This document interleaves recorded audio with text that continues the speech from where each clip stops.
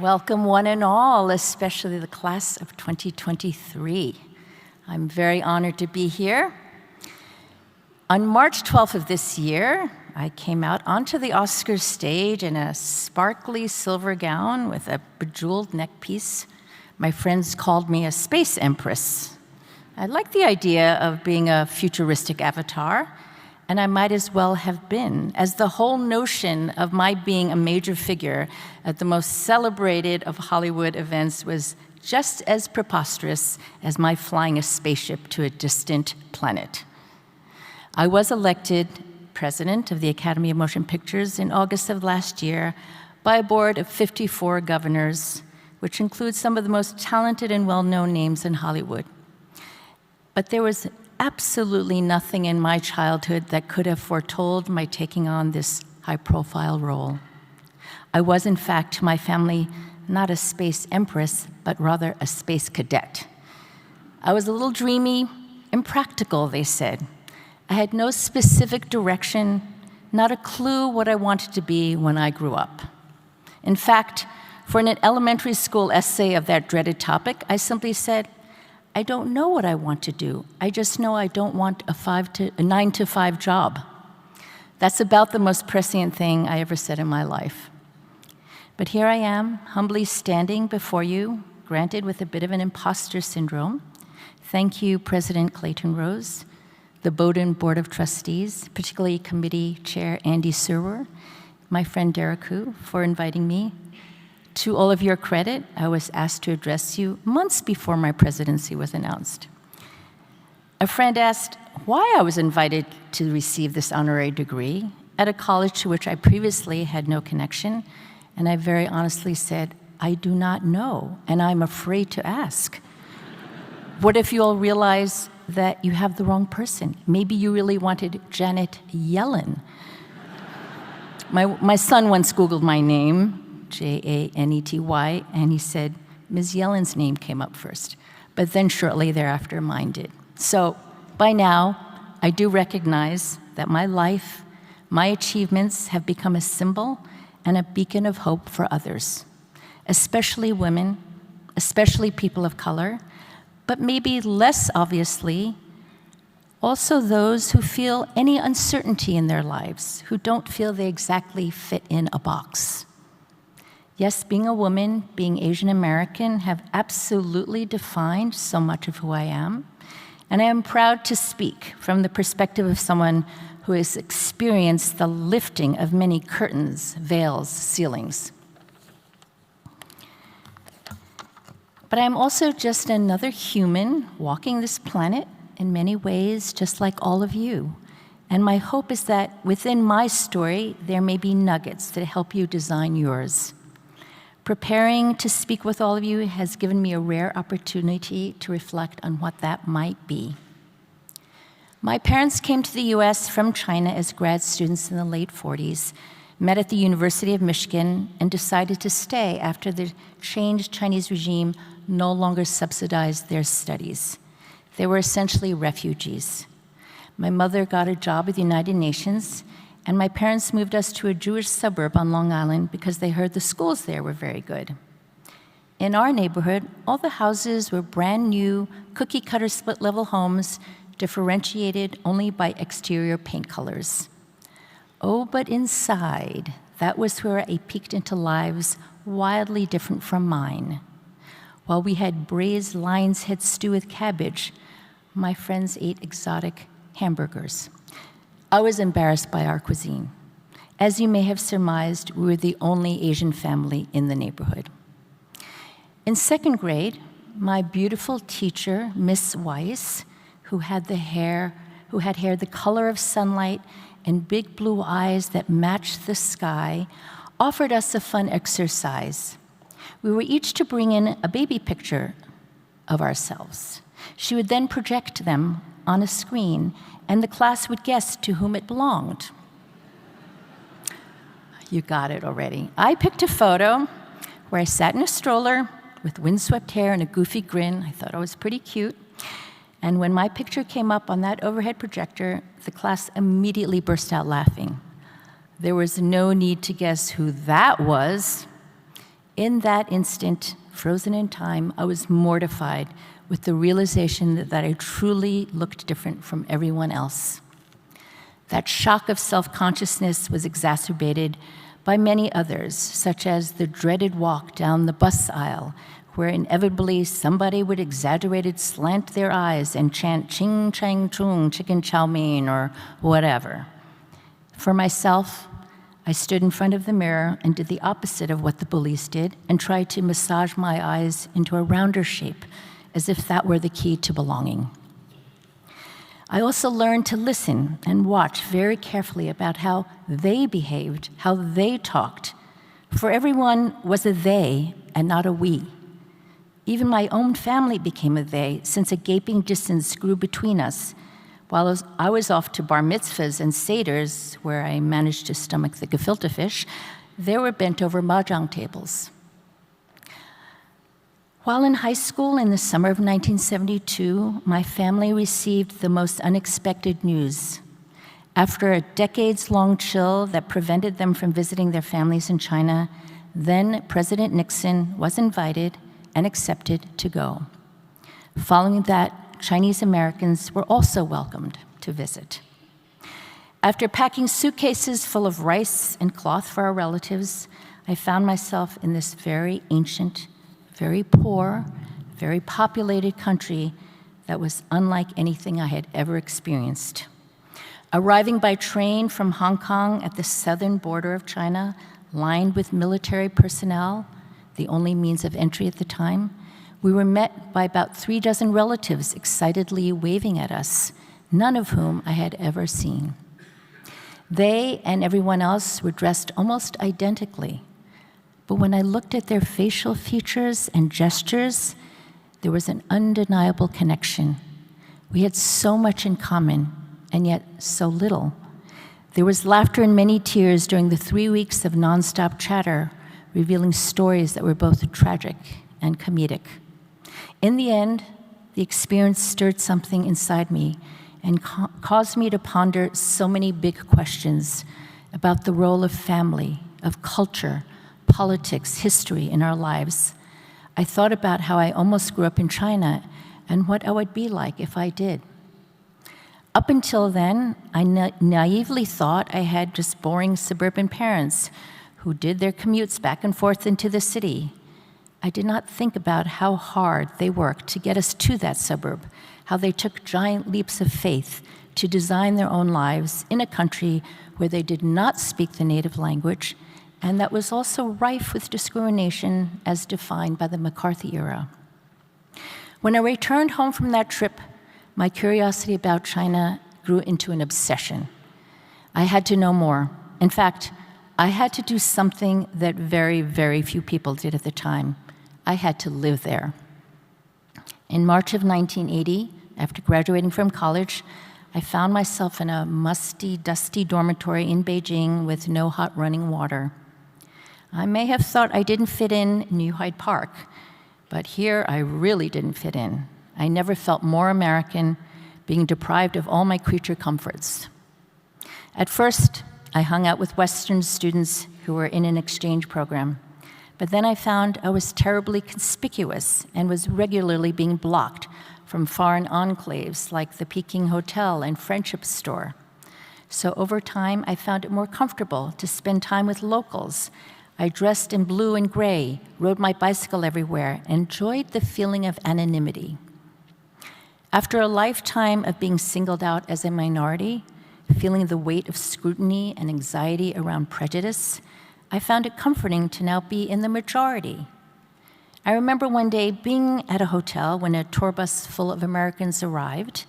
They were wearing colorful clothes, the women sporting bouffant hairdos and bright lipstick.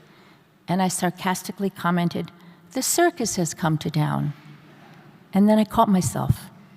These were just ordinary Americans like the people whom I'd grown up with. But I had suddenly othered them, objectified them. And I was struck, horrified really, at how quickly a mental switch could be flipped. I saw them as the majority did. The brilliant writer Noah Yuval Harari, in his book *Sapiens*, discusses how the thing that distinguishes our species is that we are compelled to believe what others around us believe. Our belief systems bind us, whether they be our beliefs in political systems or religion or traffic laws or beauty. Our beliefs are a very powerful force, but can also be a very destructive one. In China, I found myself at such a crossroads of identity and beliefs, wanting very much at times to belong, to adapt to the new environment, to be more Chinese, but also wanting to evolve my own values, to speak up for injustices, to not just go along and be one of the masses. I met many cultural creators, writers, painters, musicians, filmmakers, who too were struggling to find their own voice in their new and more modernized country. What particularly excited me was seeing Chinese films featuring people who looked like me and were relatable, three-dimensional characters who struggled, loved, lost, and gained. Growing up, I simply had never any of that. And now for the first time through these movies, I felt seen, heard, and valued. My excitement in seeing these films came with the realization that I too had been carrying deep-seated biases about my own race. With only the most negligible or negative roles of us presented on screen, I subconsciously absorbed the belief that we were not worth being seen unless we were evil seductresses or subservient butlers or nerdy friends. These new Chinese films empowered me to believe that we could be more than unsavory background characters. Emboldened by these relatable, larger-than-life images on screen, I wanted others to have the same experience. And though I did not realize it at the time, that epiphany and the urgency that followed to carry on that mission became the foundational principles for everything else that I was to do in my life. The question still lingered, though. What was I going to be when I grew up?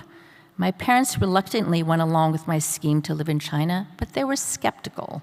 Despite trying to inculcate me with as much Chineseness as possible, they were dismayed that once again I was making life choices that were highly impractical. Where would my dreams around Chinese cinema lead? There was no path that was lit. Many Asian Americans say that our parents give us only 3 choices of what we can be in life. Number 1, a doctor. Number 2, a lawyer. Number 3, a failure. As of March this year, though, there was a 4th option, an Oscar winner. Well, I was no Oscar winner, but gainful employment did follow, and yes, getting an MBA after I returned from China probably did help. I'll give them that much. A company in San Francisco wanted to show new Chinese cinema. I was hired to run it, the only job I felt qualified for and was interested in. I was happy as a clam flying back and forth to China, selecting films and taking Chinese delegations to international film festivals. Then one day, a forward-looking executive at Universal Studios came knocking. He saw potential in the Chinese market, which had been closed off to American films since 1949, and wanted me to try and crack it open. I was suddenly planted at a studio in LA, now connecting Chinese audiences to American films. Bringing Gregory Peck, for instance, for a retrospective of his films to China was one of my proudest moments, and Roman Holiday continues to be a favorite among Chinese audiences. I once again personally witnessed how films were creating a palpable bridge between 2 nations. While ensconced on the Universal lot, I received a call from none other than Steven Spielberg's office. Was this a joke? He wanted to make a movie in China, and here I could help. Being hired on this gargantuan production with 5,000 extras shooting on the streets of Shanghai, working closely with Steven on his opus Empire of the Sun, was clearly something that only happens in fantasies, right? And of course, I had no business being there except for all the impractical things that led up to it. After that amazing experience, I simply died and went to heaven, so I'm not really here. No, just kidding. Working on that movie made me realize what I wanted to be when I grew up, finally. A producer, someone who has a direct hand in the images and words on screen, but also hires all the truly skilled people to execute. What could be better? By the way, I was 30 years old when I figured that out. So you grads have tons of time. Don't worry. Oh, sorry, parents. I meant get on with it, grads. Get on with it, and don't be a sloth like me. Now, almost 3 decades, 3.5 decades, and about 16 movies later after that first production, my mission and fundamental values to bring underrepresented voices to the fore and increase empathy through film have been the steady drumbeat of my work.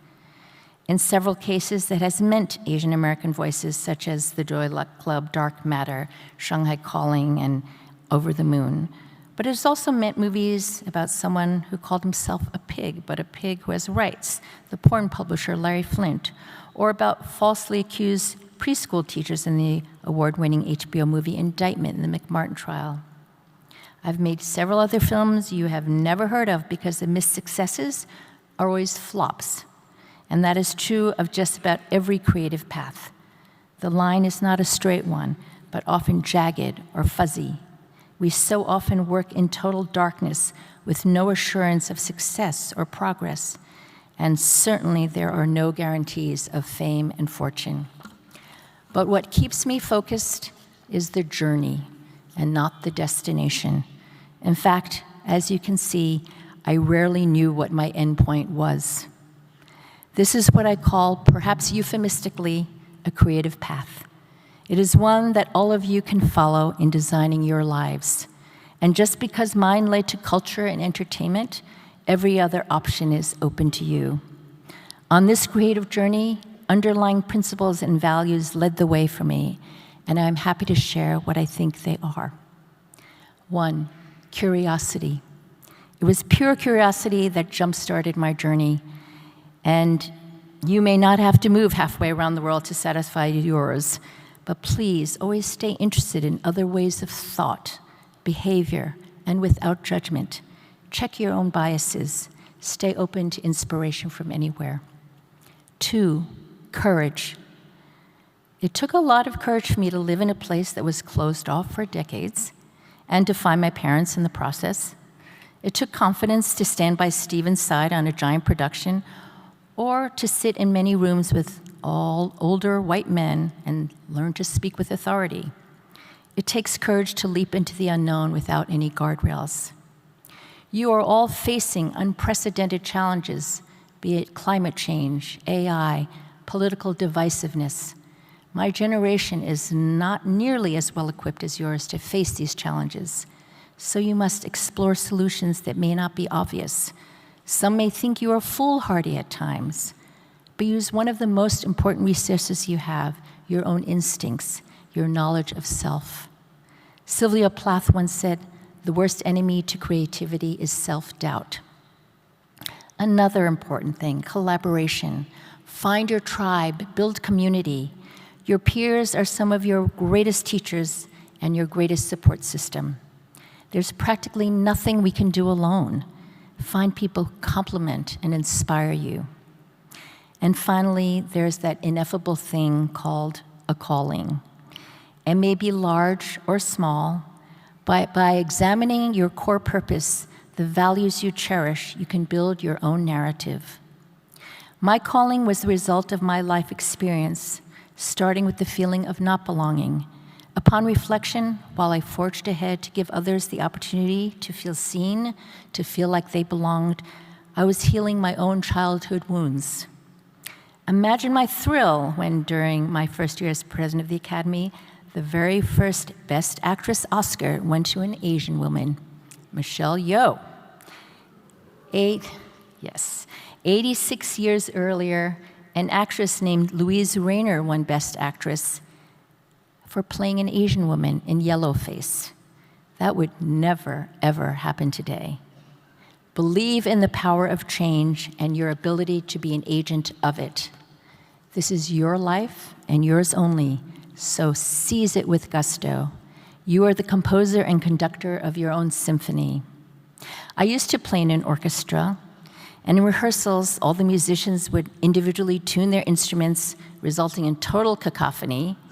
But then the conductor would lift the baton, and with one downbeat, all the disparate voices came magically together to make brilliant, harmonious music. As Pablo Picasso said, art is chaos taking shape. My hope for you is that you take the strands of your life, however disparate, and make beautiful music. My hope for you, too, is that your creation is filled with joy, truth, purpose, compassion, and love. And in the process, you are able to help lift humanity. Thank you again for having me today. I am beyond honored.